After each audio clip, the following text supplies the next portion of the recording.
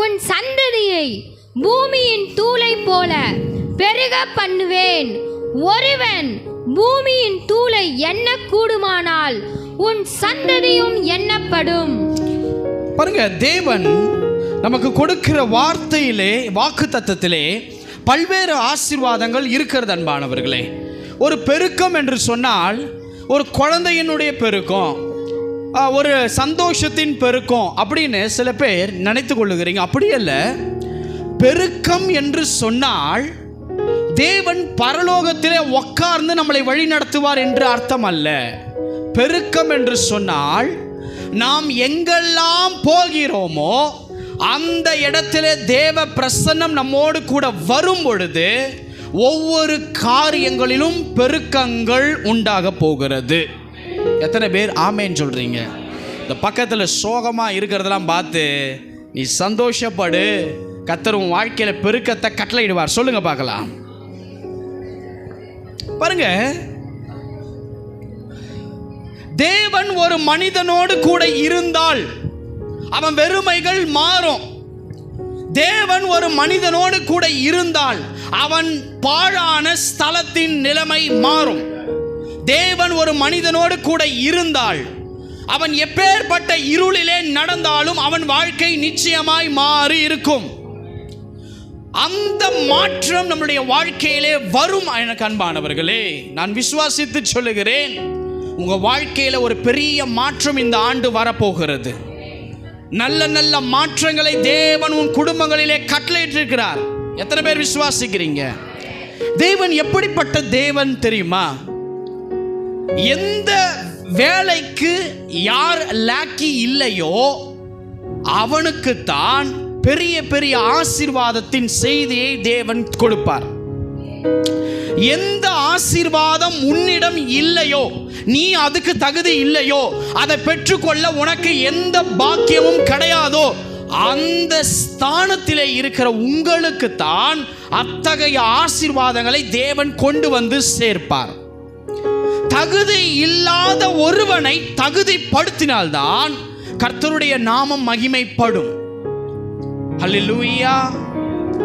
ஏற்கனவே பெருகி இருக்கிறவனை பெருக்கினால் அவன் சொல்லுவான், இது என்னுடைய பலத்தினால் சம்பாதித்தது, இது என்னுடைய ஞானத்தினால் நான் பெற்றது, இது என்னுடைய பராக்கிரமத்தினால் இந்த ஜெயத்தை நான் பெற்றது, இந்த கம்பெனியை நான் சக்சஸ்ஃபுல்லாக ரன் பண்ணுறேன்னா இத்தனை வருஷம் எனக்கு இருக்கிற எக்ஸ்பீரியன்ஸ் இப்படின்னு சொல்லி பெருக்கம் இருக்கிறவன் வாழ்க்கையில பெருக்கம் விழும்பொழுது இப்படி தாங்க சொல்லுவான். ஆனால் யார் வாழ்க்கையிலே பெருக்கம் என்கிற ஒரு ஆசீர்வாதம் இல்லையோ அவனை தேடி போய்த்தான் தேவன் சொல்லுவார், நான் உன்னை பெருகவே பெருக பண்ணுவேன் என்று. தேவன் உங்க வாழ்க்கையில பெருக்கத்தை உண்டாக்குவார். காரணம், நீங்கள் பஞ்சத்தில் நடந்தவர்கள், மீதம் எடுக்கிற காரியத்தின் ஆசீர்வாதத்தை பார்க்காதவர்கள், தேவன் கொடுக்கிற திருப்தியை அனுபவிப்பார்கள். அதனாலே தேவன் இந்த ஆண்டு நிச்சயமாகவே உங்களுக்கு என்ன தேவையோ அதிலே ஒரு பெரிய சுதந்தரிப்பின் பெருக்கத்தை நீங்கள் பெற்றுக்கொள்ளும்படி தேவன் கிருபை செய்ய போகிறார். எனக்கு ஒன்றும் இல்லையே, இந்த ஆண்டினுடைய துவக்கத்திலேயே பிரதர் என் பேங்க் பேலன்ஸ் 0, என் கையில் ஒன்றுமே இல்லை, என் வீட்டில் இவ்வளவு தான் அரிசி இருக்கு என்று சொல்லி இந்த ஆண்டினுடைய துவக்கம் வேணும் என்றால் இப்படி இருக்கலாம்ங்க. ஆனால் இயேசுவின் நாமத்திலே சொல்றேன், துவக்கம் நம்முடைய கையிலே ஒன்றும் இல்லை என்றாலும் உங்களுடைய வாழ்க்கை இந்த அடுத்த 12 மாதத்தையும் நீங்கள் சர்வ வல்லவருடைய கரத்திலே ஒப்பு கொடுத்து விட்டீர்கள். அந்த தேவன் அவருடைய கையிலே இந்த 12 மாதமும் உங்களை அழகாய் நடத்துவார், பாதிப்பு இல்லாமல் நடத்துவார், பரிந்து பேசி நடத்துவார். நீங்க சோறும் பொழுது உங்களை பலப்படுத்தி நடத்துவார், உங்கள் இருதயம் துவளும் பொழுது உங்களை பலப்படுத்தி நடத்துவார், உற்சாகப்படுத்தி நடத்துவார். உன் கண்கள் காணும்படி பெரிய பெரிய மகிமைகள் இந்த ஆண்டு உன் பக்கம் திரும்பும்படி தேவ ஆவியானவர் கிருபை செய்ய போகிறார். அல்லேலூயா. பக்கத்தில் திரும்பி, எதுல பெருக்கம் இல்லையோ உங்களுக்கு அதுல பெருக்கம் உண்டாகிறது சொல்லுங்க பார்க்கலாம். ஹல்லேலூயா, ஹல்லேலூயா. உங்கள் நிலைமைகள் மாறும், உங்கள் வெறுமைகளை தேவன் மாற்றுவார். கவலைப்படாதிருங்கள் எனக்கு அன்பானவர்களே. இன்றைக்கு உங்களுக்குள் ஒரு பெருக்கத்தின் நன்மைகளை அவர் கட்டளையிடுகிறார். தயவு செய்து நல்லா கேளுங்க. பெருக்கம் என்கிற அந்த ஆசீர்வாதம் உங்க வாழ்க்கையில வருகிறதுனால் இந்த குறைவை நாம் காண மாட்டோம். எத்தனை பேர் விசுவாசிக்கிறீங்க? பிரதர், நான் இதுவரைக்கும் குறைவை கண்டேன், ஆனால் நிச்சயமா இனி நான் ஒரு பெரிய வித்தியாசத்தை என் வாழ்க்கையில கர்த்தர் கட்டளையிட்டிருக்கிறார் அப்படின்னு விசுவாசிக்கிறவங்க ஆமேன் என்று சொல்லுங்க. ஹல்லேலூயா. பெருக்கத்தின் ஆசீர்வாதம் தேவன் உங்களுக்கு கொண்டு வருவார். பாருங்க, வேதாகமத்திலே ஆபிரகாம் என்கிற ஒரு தேவ மனிதன் இருந்தார். அவரோடு கூட 2 சகோதரர்கள் இருந்தாங்க. ஆபிரகாம் அப்பாவினுடைய பெயர் தேராகு. அந்த தேராகுக்கு 3 பிள்ளைகள், ஆண் பிள்ளைகள் இருந்தாங்க. அதுல மூத்த குமாரன் தான் ஆபிரகாம். 2வது குமாரன் பார்த்தீங்கன்னா நாகோர். 3வது குமாரன் ஆரான். நல்லா கவனிங்க. ஆபிரகாம், நாகோர், ஆரான். தேராகுக்கு இந்த 3 பிள்ளைங்க. இதுல இந்த ஆரான் என்பவன் நீடித்த ஆயுசு பூமியில வாழ முடியாமல், இன்னும் சொல்ல போனோம்னா ஆபிரகாமுடைய அப்பா சாவதற்கு முன்பதாகவே தேராகுடைய 3வது பையனாகிய ஆரான் சடிதியாய் பூமியிலே மாண்டு போகிறான். அதற்கப்புறம் இந்த ஆரானுக்கு ஒரு மகன் இருக்கிறான். அவன் பெயர்தான் லோத்து. இப்போ ஆபிரகாமுக்கு திருமணமாகிறது, குடும்பம் வருகிறது. நாகோருக்கு குடும்பம் திருமணமாகிறது, குடும்பங்கள் வருகிறது. இப்போ இவங்க அப்பா இறக்கிறதுக்கு முன்னாடி தேராகு, வாப்பா நம்ம கானான் தேசத்துக்கு போயிடலாம் அப்படின்ற ஒரு டெசிஷன் எடுத்தார். ஆனால் இந்த டெசிஷன் எடுத்ததுக்கு அப்புறம் தேவன் ஆபிரகாம் என்கிற இந்த மூத்த குமாரனை சந்திக்கிறார். அவர் சொல்லுகிறார், உன் தேசம், உன்னுடைய இனம், உன்னுடைய தகப்பன் வீடு எல்லாத்தையும் விட்டுட்டு நான் உனக்கு காண்பிக்கும் தேசத்துக்கு நீ போ. நான் உனக்கு ஒரு பெருக்கத்தை தருவேன். ஏனென்றால் அவருக்கு குழந்தை இல்லை, சந்ததியிலே பெருக்கம் இல்லை, ஒரு ஆசீர்வாதம் இல்லை. அந்த நாட்களிலே யார் வீட்டிலே ஒரு பெருக்கம் என்கிற ஆசீர்வாதம் இல்லையோ அவர்கள் சபிக்கப்பட்டவர்களாக மனிதர்கள் பார்ப்பார்கள்.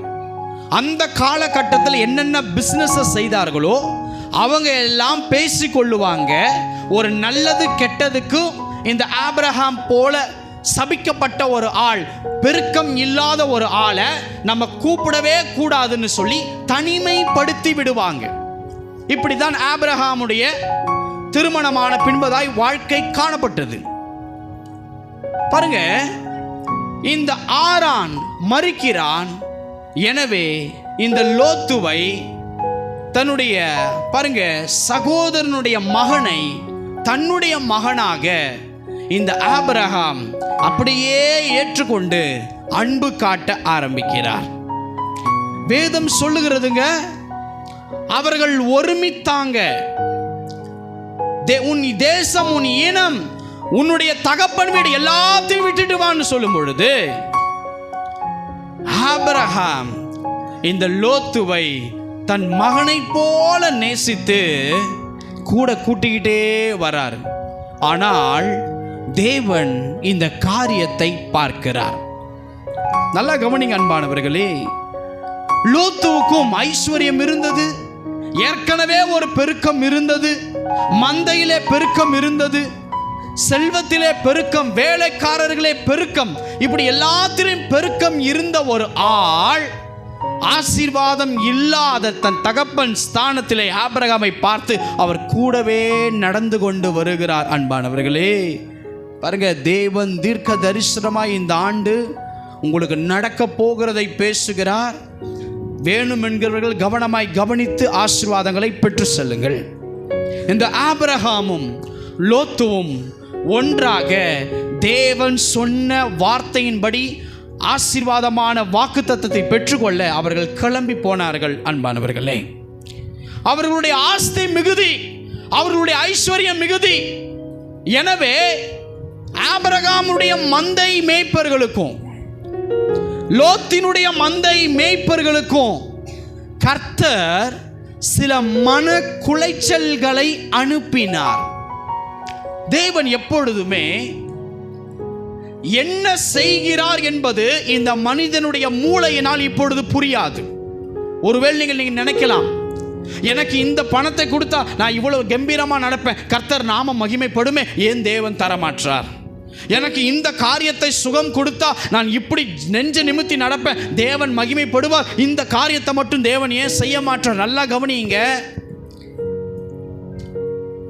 அவர் பல ஆண்டுகளாய் மனிதர்களை பார்த்து கொண்டிருக்கிற தேவன்.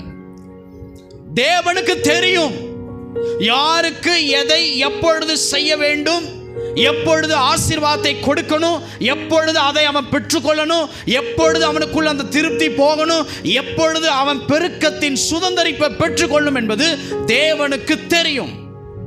இப்ப தேவன் இந்த லோத்துக்கும் ஆபிரகாமுக்கும் பிரச்சனை வரல, ஆனா இந்த லோத்தின் மந்தை மேய்ப்பர்களுக்கும் இந்த ஆபிரகாமினுடைய மந்தை மேய்ப்பர்களுக்கும் ஒரு சலசலப்பு, ஒரு பிரச்சனை வருகிறது.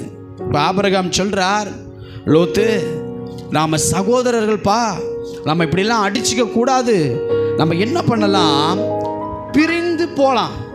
நீ எங்க இருந்தாலும் நல்லா இரு, உனக்கு எதனா ஒன்றா நான் வந்து நிற்பேன், எனக்கு எதனா வந்தா நீ வந்து நிற்ப.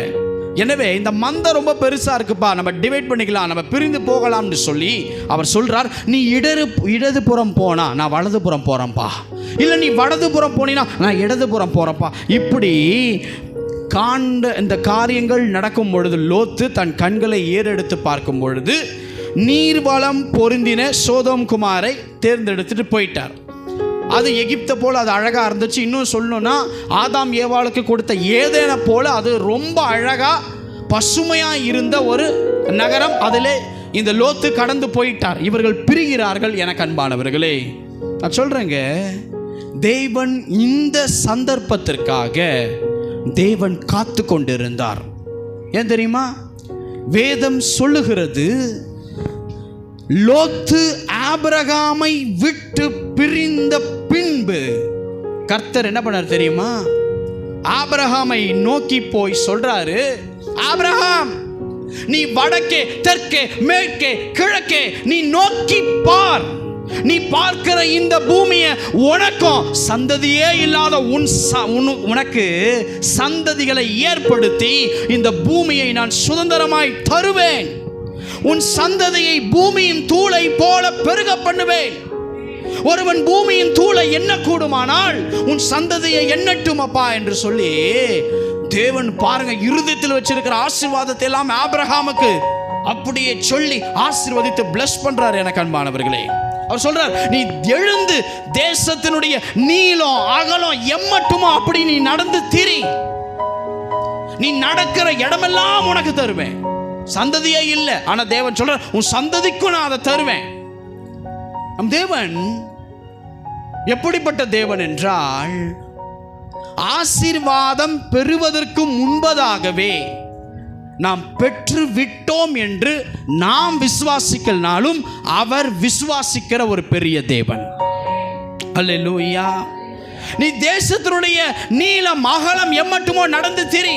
யோசிச்சு பாருங்க, ஆபிரகாமுடைய காலுக்கு கீழே அப்படியே ஒரு ஸ்டாம்பை ஒட்டி வச்சிருப்பார். சும்மா நினைச்சு பாருங்க, அவர் எங்கெல்லாம் நடந்து போறார் அந்த பூமி முழுவதும் நான் தரேன் ப்ராமிஸ் பண்றாரு. அப்போ நல்லா கவனிங்க, ஆபிரகாமுக்கு பெருக்கம் இல்லை.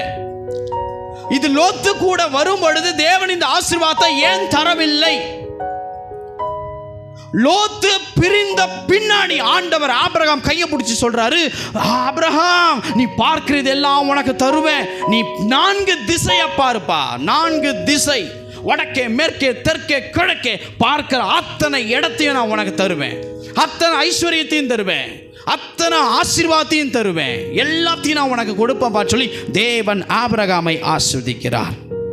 லோத்து ஒரு மகன் மாறிதான் எனக்கு அன்பானவர்களே.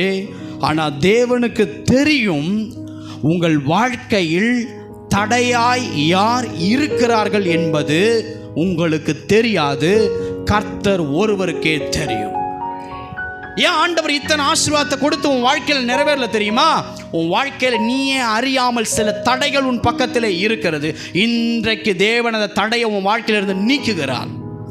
நீக்கி நீ பட்டவளாய் இந்த பூமியிலே மாறும்படி அவருடைய பலத்த கரம் இன்றைக்கு பெரிய அளவில் கிரியை செய்ய போகிறது. கொஞ்சம் யோசிச்சு பாருங்க. யாக்கோபு ஆசீர்வதிக்கப்பட்ட நிலை எப்போ தெரியுமா? தன் சகோதரனாகிய ஏசாவை விட்டு பிரிந்த பின்புதான் யாக்கோபு 2 பரிவாரனுடைய ஆசீர்வாதங்களை பெற்றுக் கொள்கிறார். ஏசா கூட இருந்து தேவன் யாக்கோபை ஆசீர்வதிக்கல. அப்ப தேவனுடைய திட்டம் அது வித்தியாசமாய் காணப்பட்டது. எனக்கு அன்பானவர்களே, யோசேப்பினுடைய வாழ்க்கையை பாருங்களேன். தான் சகோதரர்கள் கூட இருக்கும்போது தேவன் ஏன் அவரை உயர்த்தல? தான் சகோதரர்கள் எல்லாம் எங்கேயோ இருக்கிறாங்க, இவர் எங்கேயோ வந்துட்டார். எகிப்துல கொண்டு வந்து யோசேப்பை பிரைம் மினிஸ்டரா தேவன் உயர்த்துகிறார். அப்போ அவங்க சகோதரர்கள் கூட இல்லை. தேவனுக்கு தெரியும், என் மகளோடு கூட என் மகனோடு கூட யார் ஐக்கியமாய் இருக்க வேண்டும், யார் இருந்தால் தடையா இருப்பான், யார் இருந்தால் அவளுக்கு அவனுக்கு ஆசீர்வாதமாக இருப்பா என்று தேவனுக்கு தெரியும். நாம அதெல்லாம் புரிந்து கொள்ள மாட்டோம். என்ன தெரியுமா பண்ணுவோம்? தேவன் மாம்சமான யாவரோடு கூட சமாதானமாக இருக்க சொல்லிட்டார். நல்லா கவனிங்க, நாம சமாதானமாக தான் இருக்கணும். ஆனால் தேவனுடைய திட்டம் என்று ஒன்று இருக்கு பாருங்க. இந்த வருஷம் இதெல்லாம் நீங்க சேஞ்ச் பண்ண இந்த பெருக்கம் நீ தேடியே போவேணாம். வீட்டு கதவை தட்டி அந்த ஆசீர்வாதங்கள் வரப்போகிறது என்பார்களே. தயவு செய்து நல்லா புரிந்து கொள்ளுங்க. அப்போ என் வாழ்க்கையில தடையா யார் இருக்கிற ஆண்டவரை கேட்கணும். இந்த பெருக்கம் என் வாழ்க்கையில வர முடியாத அளவுக்கு யார் எனக்கு தடையா இருக்கிறா? என்னுடைய தோழியா, என்னுடைய சகோதரனா, என் சகோதரியா, என் அயலகத்தாரா, யாரோ எனக்கு வெளிப்படுத்தி கொடுங்க. அந்த ஐக்கியத்தை நான் விட்டுறேன். உங்களுடைய சித்தம் எதுவோ அதை என் வாழ்க்கையில நடந்து அந்த ஐக்கியத்தை மட்டும் எனக்கு கொடுங்க. நடந்து பாருங்க, தேவனுடைய ஆசீர்வாதங்கள் வந்து குவியும். அதுதான் யாக்கோபுக்கு நடந்தது, அதுதான் யோசேப் ஐயாவுக்கு நடந்தது, அதுதான் ஆபிரகாம் ஐயாவுக்கும் நடந்தது. அன்பானவர்களே, நம்முடைய ஆசீர்வாதத்திற்கு யார் தடையா இருந்தாலும் கர்த்தர் சும்மா இருக்க மாட்டார். அந்த தடையை உடை தெரிவார். நம்ம தான் நினைக்கிறோம், இல்லை என்னோட இவ்வளவு அன்பா பேசியிருந்தாங்க, இவ்வளோ வருஷமா பேசியிருந்தாங்க, ஏன் இன்னைக்கு இவங்க எனக்கு அகைன்ஸ்டா மாறி இருக்கிறாங்க? ஏய், நானும் அவளும் உட்காந்து ஒன்னா லஞ்சு சாப்பிடுவோம் ஆஃபீஸில், இன்னைக்கு என்னை பார்த்து அவன் மூஞ்சி தொங்கப்பட்டு போறான்னு உட்காந்து கவலைப்பட்டுக்கிட்டு இருக்கிறீங்க. நல்லா கவனித்துக் கொள்ளுங்க. இந்த தடையை தேவன் உண்டு பண்ணுகிறதுக்கு எதுக்கு தெரியுமா? இந்த முதல் நாள்ல இருந்து இந்த வருஷத்தினுடைய முடிவு வரைக்கும் என் பிள்ளைகளை நான் பிரதியட்சமாய், ஆசீர்வாதமாய், மகிமையாய், மேன்மையாய் நடத்துவேன் என்பதற்காகவே தேவன் இவைகளை உங்கள் வாழ்க்கையில செய்து கொண்டிருக்கிறார். எத்தனை பேர் ஆமென் சொல்றீங்க? ஹல்லேலூயா. என் வாழ்க்கையில் இருக்கிற தடை இன்னைக்கு உடையட்டும். ஜோம் அப்படி கரம் உயர்த்தி சொல்லுங்க பார்க்கலாம். என் வாழ்க்கையில் என்ன தடை இருக்கோ இன்னைக்கு உடையட்டும்.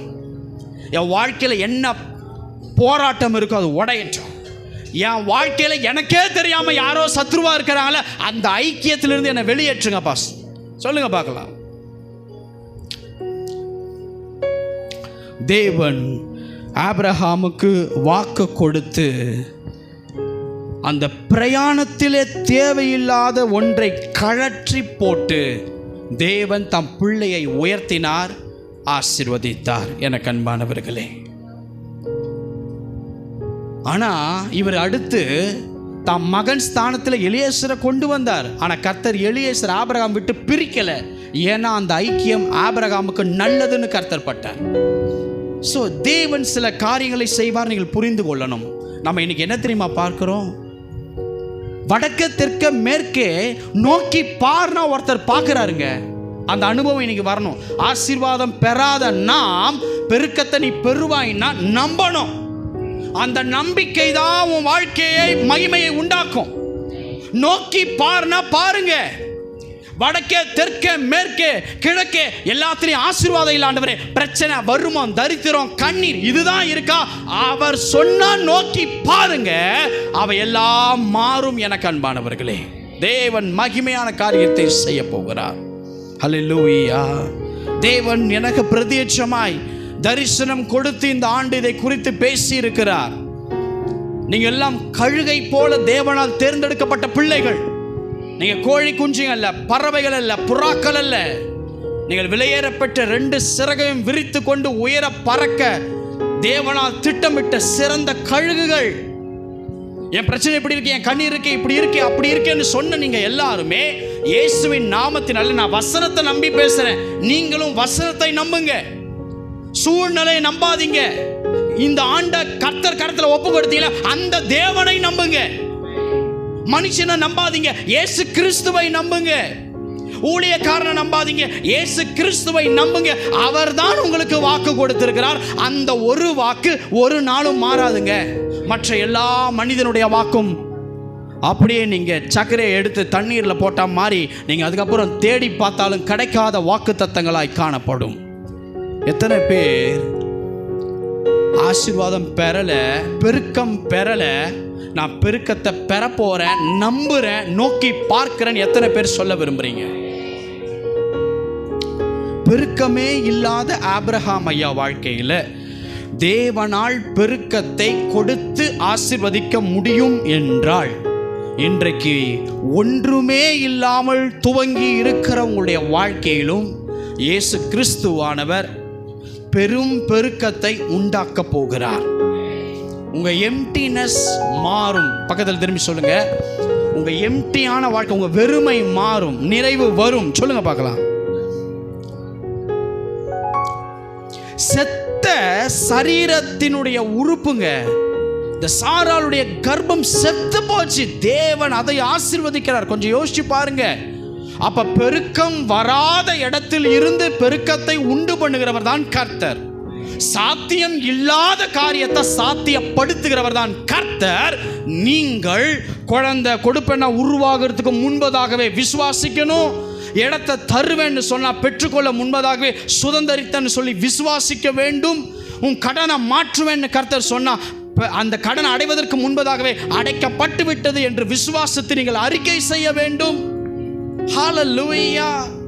இன்னைக்கு வாக்கு தத்தங்களை நோக்கி பார்க்கும் பொழுது அந்த ஆசீர்வாதங்கள் உங்கள் வசமாய் மாறும். ஆமென். நீ நினைக்கலாம், தேவன் அந்த தரிசனத்தில் எனக்கு காண்பித்தார். ஒரு கழுகு தன் சிறகுகளை விரித்து கொண்டு பள்ளத்தாக்குகளை கடக்கிறது, சமுத்திரத்தை கடக்கிறது, பசும் புல்லுகளை கடக்கிறது.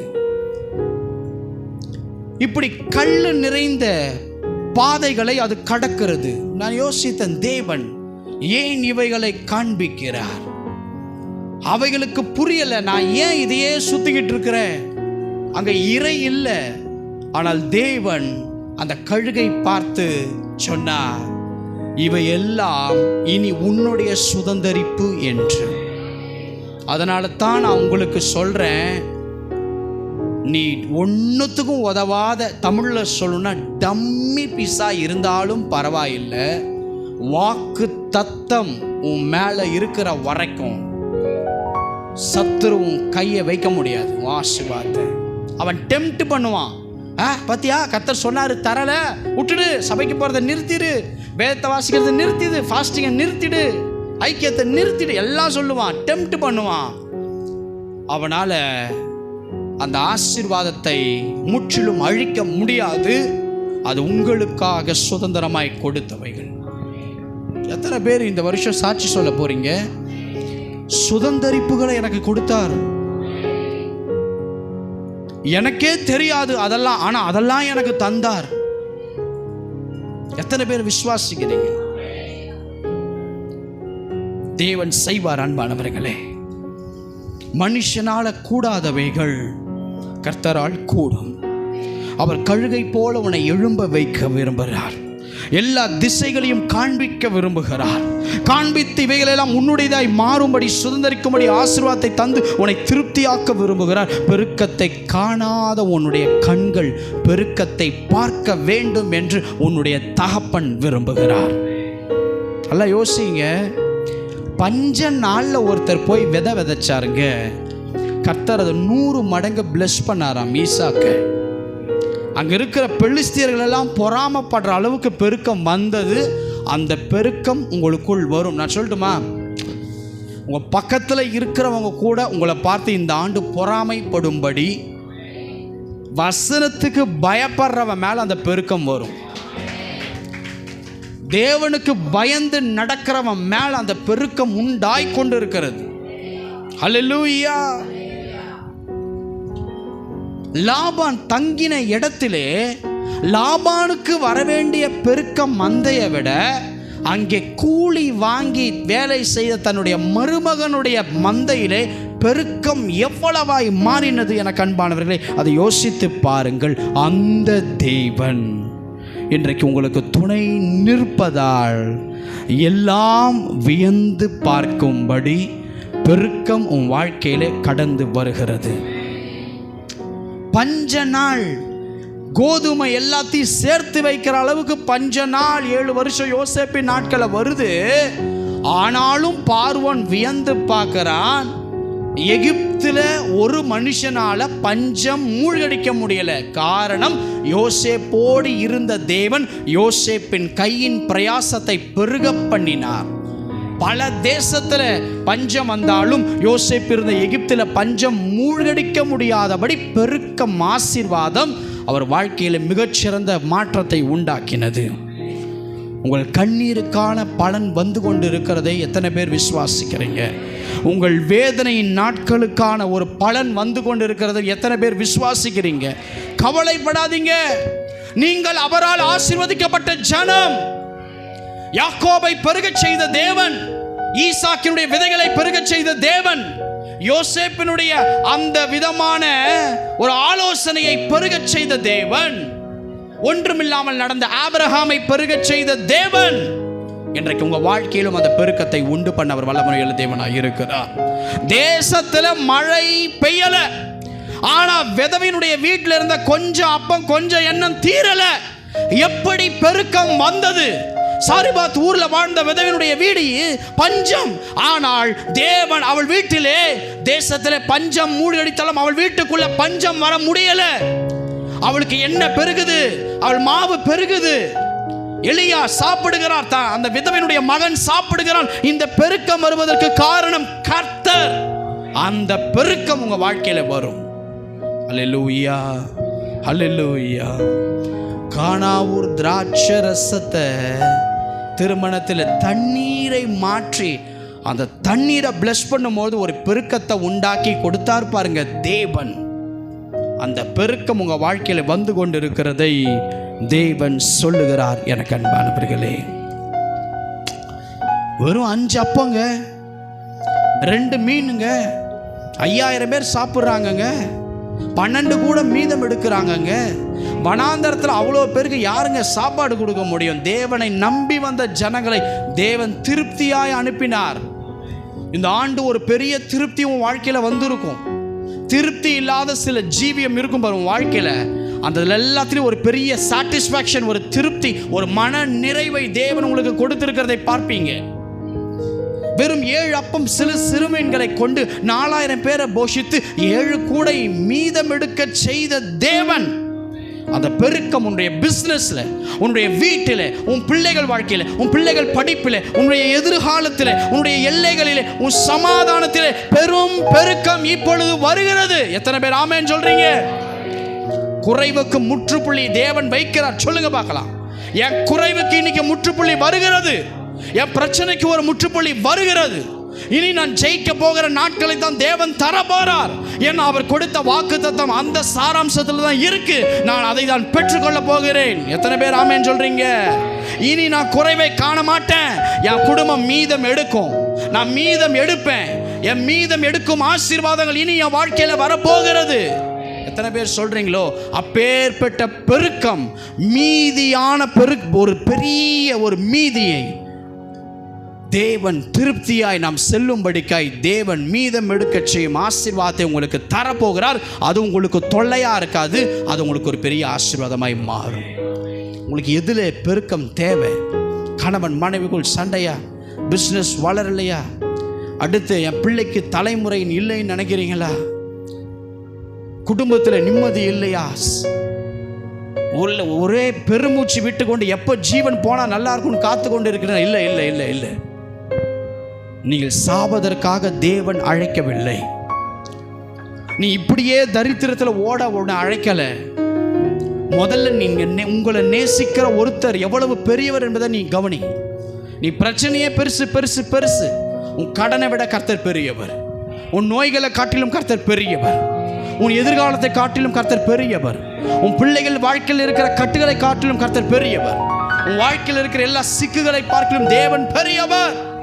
அந்த பெரியவர் என் தலையெழுத்த மாற்றுவார். எத்தனை பேர் விசுவாசிக்கிறீங்க? ஆபிரகாம் சபிக்கப்பட்ட ஒரு மனிதன், சாபம் நிறைந்த மனிதன், எல்லாரும் கேலியாய் பேசின ஒரு மனிதன், சகோதரர்களுக்கு முன்பதாகவே அப்படி தலை குனிந்து நின்ற ஒரு மனிதன். ஆனால் அந்த மனிதன் தேவன் தேடி சென்று நான் உன்னை பேரை பெருமைப்படுத்துவேன் அப்படின்னா அவர் பேர் டேமேஜ் ஆகி கடந்ததுங்க. அன்னைக்கு நம்ம ஒருவேளை பாவம் செஞ்சிருப்போம், அது பக்கத்தில் தெரிஞ்சிருக்கும். அந்த பாவத்தினால் நம்மளை ஒருவேளை தவறா பார்ப்பாங்க, தவறான கண்ணோட்டத்தில் இருப்பாங்க. நான் உங்களுக்கு சொல்றேன், உங்க பேரை பெருமைப்படுத்துவேன்னா உங்க நேம் டேமேஜ் ஆயிருக்கும், அது உண்மை. ஆனால் நீங்கள் எப்போ கர்த்தருடைய கரத்தில் முழுவதும் நீங்கள் ஒப்பு கொடுக்கும் பொழுது உன்னுடைய அவமானத்தின் உமிழ்நீரை மாற்றுகிற ஒரு தேவன். அல்லேலூயா. உலகம் நீ விழுந்துட்ட தப்பு செஞ்சிட்ட அவ்வளவுதான் முற்றுப்புள்ளி வைத்து குத்தும். ஆனால் நீ மனம் திரும்பி அவரை நோக்கி நீ அப்படியாய் முழுவதும் ஒப்பு கொடுக்கும் பொழுது நான் உன்னை தூக்கிடுவேன், நான் உன்னை தாண்டி வர வச்சிருவேன், நான் உன்னை மேற்கொள்ள வைத்திடுவேன், நான் உன்னை ஆசீர்வாதமா வச்சிருவேன், உன் மேல பட்ட அந்த கரையை நான் மாத்திடுவேன் சொல்லி பேசுகிற ஒரே ஒரு ஜீவனுள்ள தேவன் அவர் கர்த்தராகிய இயேசு கிறிஸ்து ஒருவரே. அல்லேலூயா. எத்தனை பேர் ஆமென் சொல்றீங்க? நான் என் பிரசங்கத்தை முடித்து உங்களை நான் இங்கிருந்து அனுப்ப விரும்புகிறேன் என் ஜனமே. ஹல்லேலூயா, ஹல்லேலூயா. ஜெப நேரத்தை கூட்டிக் கொள்ளுங்கள். உங்களுடைய வேதாகமத்தை படிக்கிறது மாத்திரமல்ல, அதை தியானிக்க இந்த வருடம் ஒப்புக் கொடுங்கள். அவர் சமூகத்தை நித்தமும் தேடுங்கள், அவரை கிட்டி சேர பிரயாசப்படுங்கள், பரிசுத்தத்தை காத்து கொள்ளுங்கள் எனக்கு அன்பானவர்களே. ஏனென்றால் தேவன் தம்முடைய பிள்ளைகளின் வாழ்க்கையில் இருக்கிற அப்படிப்பட்ட கசப்புகளை நீக்கி நல்ல மாற்றம் வர வேண்டும் என்று விரும்பி பேசி கொண்டிருக்கிறார். ஹல்லேலூயா. இயேசுவை தேடி அன்னைக்கு சில கூட்டம் வந்துச்சு. எதுக்காக தெரியுமா? வனாந்தரத்துக்கு வந்தால் அவர் சாப்பாடு தருவார்னு சில பேர் வந்தான். என் நோய் சுகமாறணும் அப்படிங்கிறதுக்காக ஒரு கூட்டம் வந்துச்சு. ஆஹா, அவர் கூட போனால் நம்மளை ஜனங்க மரியாதை கொடுப்பாங்க அப்படின்னு சொல்லி ஒரு கூட்டம் வந்துச்சு. தேவன் அதையெல்லாம் பார்த்துட்டு அவர் அமைதியாக அந்த கூட்டத்தை விட்டு மறைந்தே போயிட்டார் எனக்கு அன்பானவர்களே. ஹல்லேலூயா. காரணம், அப்படிப்பட்ட ஜனங்களை நீங்களும் நானும் அல்ல. உயர்விலும் தாழ்விலும், நல்ல நேரத்திலும் கடுமையான பாதையின் நேரத்திலும் அவர் கர்த்தர் என்னை அழைத்தார், எனக்கு கிருபை தருவார். அவர் சித்தம் இல்லாமல் இந்த போராட்டம் என் வாழ்க்கையில் வரலை அப்படின்னு ஒவ்வொரு நெகட்டிவையும் பாசிட்டிவாக எடுத்துக்கொண்டு நீங்கள் ஜெயமாய் ஓடும் பொழுது ஆசீர்வாதங்கள் பெருக்கம் உங்கள் வாழ்க்கையில் வரும் எனக்கு அன்பானவர்களே. உன் சோர்வை நீக்கி பலன் தந்து உன்னை எழும்ப வைக்க விரும்புகிறார். ஹல்லேலூயா. பட்சிக்கப்பட்ட வருஷத்தினுடைய விளைச்சலை இந்த ஆண்டு உனக்கு தர விரும்புகிறார். எதையெல்லாம் பட்சிக்கப்பட்டு இருக்கு? 2024 நான் நல்லதை தான் விதைச்சேன். வேதம் சொல்லுது, கண்ணீரோடு விதைக்கிறோம் கம்பீரத்தோடு அறுப்பான். பிரதர், நான் நல்லதை விதைச்சேன், கெட்டதை அறுத்திருக்கேன் பிரதர். அதெல்லாம் பட்சிக்கப்பட்டது. நான் இயேசுவின் நாமத்தில் சொல்கிறேன், நீ அத்தனை விதைத்ததும் கர்த்தர் பட்சிக்கப்பட்ட வருஷத்தினுடைய பலனை இந்த ஆண்டு உனக்கு தருவார். இந்த ஆண்டு தருவார். ஒருவேளை சத்ரு அதனுடைய கனிகளை தின்னிருக்கலாம், உன்னுடைய ஆசீர்வாதத்தை திருடி இருக்கலாம், தின்னிருக்கலாம். அவர் அது பற்கள் கூசி இருக்கும்படி உடைய நன்மைகளை அவர்களை திருடி இருக்கலாம். இயேசுவின் நாமத்திலே சொல்கிறேன், அரிக்கப்பட்டதும் பட்சிக்கப்பட்டதும் அவிந்து போனதும் எரிந்து போனதும் அத்தனை விதமான ஆசீர்வாதங்களும் உயிரோடு பலனோடு சௌக்கியத்தோடு நல்லதோடு அதை பெற்றுக்கொள்ளும் வகையிலே இந்த ஆண்டு பட்சிக்கப்பட்ட அத்தனை காரியத்தின் நன்மைகளையும் நீ பெற்றுக்கொள்ள போகிறாய். ஹல்லேலூயா. பெருக்கமே இல்லாத யாபேஸ் ஜெபம் பண்ணாருங்க, ஒரு பெருக்கம் இல்லை. இன்னைக்கு அதே ஆபிரகாம் நிலையில் தான் நீ இருக்கிற, அதே யாக்கோபின் நிலைமையில தான் நீங்க இருக்கீங்க, அதே சிறையாக்கப்பட்ட யோசேப்பின் நிலைமையில் தான் இன்னைக்கு நீங்க இருக்கிறீங்க. இன்னைக்கு அதே ஜெபித்த யாபேசுடைய நிலைமையில் தான் நீங்க இருக்கீங்க. யாபேசுடைய அம்மா எப்பா உன்னை துக்கத்தோடு பெற்றேன். எல்லாரும் பிள்ளைகளை பெக்கும் போது ஆஹா குழந்தை உண்டாயிருச்சு சந்தோஷம்னுவாங்க. ஆனா பெக்கும் போது இருந்தாலும் ஒரு திட்டுவாங்க பாருங்க. அப்பா இது வந்ததுல இருந்து அந்த பெற்று எடுக்கிற அந்த ஒரு நாள் 2 நாள் அவங்க அத்தனை நாள் பாசம் காட்டி உதைக்கும் போதெல்லாம் கொஞ்சி இருக்கிறவங்க திட்டுவாங்க கண்டிப்பா. அல்லேலூயா, ஆமென் சொல்லுங்களேன். அப்படி யாபேசுடைய தாய் துக்கத்தோடு பெற்ற அப்படி சொல்லலைங்க. இவனை பெத்து எடுத்து வளர்த்து வீட்டில் வச்சிருக்கிறதே ஒரு துக்கம். இவன் வந்ததுல இருந்தே என் வீடு ஒண்ணுமே இல்லாம போச்சு, இவன் வந்ததுல இருந்தே என் குடும்பம் ஒண்ணு இல்லாம போச்சு, இவன் வந்ததுல இருந்தே என் புருஷனுடைய வேலை ஒண்ணு இல்லாம போச்சு. இப்படி தான் துக்கத்தோடு இவனை பற்றி நினைக்கிறேன்னு யாபேசுடைய தாய் சொன்ன போது யாபேஸ் அப்போ ஜெபம் பண்றாரு, தேவனே ஆசீர்வாதம் இல்லாத என் வாழ்க்கையை பிளஸ் பண்ணுங்கப்பா. என் எல்லை பெரிதாக்குறத நான் பார்த்ததில்லை. நான் போனா அடைக்கப்பட்ட கதவை பார்த்துருக்கிறேன், கதவு திறந்து நான் பார்த்ததில்லப்பா. என் எல்லையை பெரிதாக்குங்கப்பா. யாபேஸ் ஜெபம் பண்ணார். உங்க கரம் என் கூட இருந்திருந்த அந்த தோல்வி வந்திருக்காது. இது வரைக்கும் எனக்கு தோல்வி வந்துச்சு, ஆனா உங்களது கரம் என்னோடு கூட இருந்தால் அப்படின்னு ஜெபம் பண்ணார். தீங்கு என் வாழ்க்கை முழுவதும் இருக்கு, ஆனா தீங்குனால் என் துக்கம் வராதபடி காத்துக்கொள்ளும் ஜெபம் பண்ணார். அதனால தான் என்னை ஆசீர்வதியும், என் எல்லையை பெரிதாக்கும், உம்முடைய கரம் என் கூட இருக்கட்டும், தீங்கு என்னை துக்கப்படுத்தாதபடி காத்தருளும். ஏன்னா ஃபுல் வாழ்க்கையின் டேமேஜ். ஆனால் தேவன் அவர் ஜெபத்தை கேட்டு அத்தனை சகோதரர்களை பார்க்கிலும் அவர்களுக்கு ஒரு பெருக்கத்தை அவருக்கு தந்து அவரை கனப்படுத்தி வாழ வைத்தார். எந்த சகோதரர்களுக்கு முன்பதாய் கூனி குறுகி போய் யாபேஸ் நின்னாரோ அதே யாபேஸை கர்த்தர் கனப்படுத்தினார். எப்படி தெரியுமா? பெருக்கம் என்கிற ஒரு ஆசீர்வாதம் வாழ்க்கைக்குள் வந்ததினால் தேவன் யாபேசுடைய வாழ்க்கையை மாற்றினாருங்க. பெருக்கமே இல்லாத ஓபேத் ஏதோமுடைய வீட்டிலே கர்த்தருடைய உடன்படிக்கை பெட்டி வருது. பெருக்கமே இல்லாத ஓபேத் ஏதோமுடைய வீட்டிலே ஒரு கர்த்தருடைய உடன்படிக்கை பெட்டி வருது. வேதம் என்ன தெரியுமா சொல்லுது? 3 மாதம் உடன்படிக்கை பெட்டி ஓபேத் ஏதோம் வீட்டில் இருந்ததுனால அவர் குடும்பம் ஆசீர்வதிக்கப்பட்டது. அப்பனா பிளெஸிங்கே இல்லாத ஓபேத் ஏதோம் வீட்டை தேடி யார் வந்தார்னா தேவன்.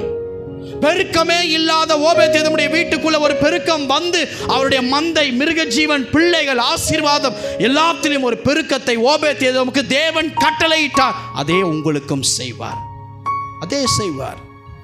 ராமுழுதும் பிரயாசப்பட்டும் ஒன்றுமே கிடைக்காத பேதுருக்கு 2 படகு நிரம்பத்தக்க மீன்கள், பாருங்க, படகு கவிழத்தக்க ஒரு பெருக்கம். எஸ், அதே பெருக்கம் உங்க வாழ்க்கையில நிச்சயமாய் கடந்து வந்து விட்டது நண்பர்களே. அவன் இப்ப திருவிருந்துக்கு ஆயத்தமாக போறோங்க. இந்த திருவிருந்து எதுக்காக தெரியுமா? உங்கள் பாவத்தை கழுவும், உங்களை சுத்தமாக்கும், உங்களை ராஜ்யத்துக்கு நேராய் திருப்பும், உங்களை ஆசீர்வாதத்தை பெற்றுக்கொள்ள தகுதி உள்ளவனா இது மாற்றும். ஹல்லேலூயா. இந்த நாளிலே நீ துக்கத்தோடு காணப்படலாம், ஆனால் இந்த முதல் நாளிலே நீ எடுக்க போகிற இந்த திருவிருந்து உங்களை பலப்படுத்த போகிறது. எனக்கு அன்பானவர்களே, தேவன் ஒரு பெரிய பெருக்கத்தை, ஆசீர்வாதத்தை பெற்றுக்கொள்ள ஒரு சுத்திகரிப்பாய் இன்றைய திருவிருந்தை நீங்கள் மனம் திரும்பி எடுக்க ஒப்பு கொடுங்கள். எத்தனை பேர் மனம் திரும்பி எடுக்க போறீங்க? ரெசல்யூஷன்லாம் எடுப்பாங்க தெரியுமா? இனிமேல் நான் குடிக்கவே மாட்டேன்னுவாங்க. 2வது நாளே எத்தனை போய் பாரில் தான் நிற்பாங்க. இனிமேல் நான் தவறான காரியத்தை பார்க்க மாட்டேன்னுவாங்க. வீட்டுக்கு போனோடனே தவறான காரியத்தை பார்ப்பாங்க. உலகம் ரெசல்யூஷன் எடுக்கும், தீர்மானங்களை எடுக்கும், கைப்பற்றாது.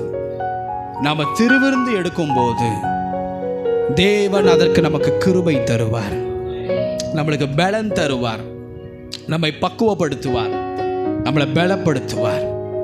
எனவே நாம் இப்பொழுது திருவிருந்துக்காய் ஆயத்தமாக போகிறோம். எல்லாம் தலைகளை தாழ்த்தி, ஒரு பெரிய பெருக்கம் உன் வாழ்க்கையில வர ஒரு சுத்திகரிப்பு வேண்டும். திருவிருந்து எடுக்காதவங்கெல்லாம் இருதயத்தில் கையை வைத்து என் பாவத்தை மன்னியும் சொன்னா போதும், இயேசு அப்படியே உங்களை கழுவி சுத்தமாக்கி பரிசுத்தப்படுத்திடுவார். எல்லாரும் நம்ம ஆயத்தமாக போகிறோம்.